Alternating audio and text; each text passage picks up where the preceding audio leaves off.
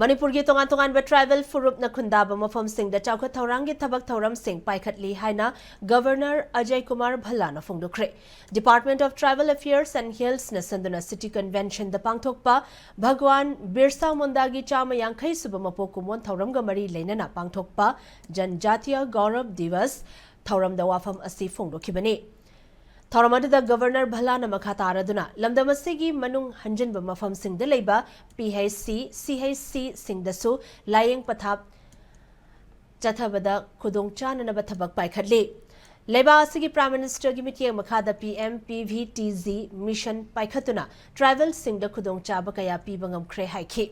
Bhagwan Birsa Munda asi freedom fighter da natana apaba leader amani haina governor na singthara duna Birsa da natana Rani Gaiden Liu amadi hypo zadona na loram ki bathogdang singbu haurakliba mirol na khangba mathok dai haiki Thoramada MLA Singh lenga ki department singi makok thongba official sing mahiroi amadi mafam kayadagi lakba tribal sing na sarukya ki Thoramadagi manung channa Radley Gaiden Liuge short film amasu utkibaga loinana Bhagwan Birsa Mundagi mafamda ikai khomnabo utki. Loinana Gujarat ta Prime Minister Modi na saruk yaduna pangthokpa thoramsu live streaming tawduna miyamsu saruk yahanki.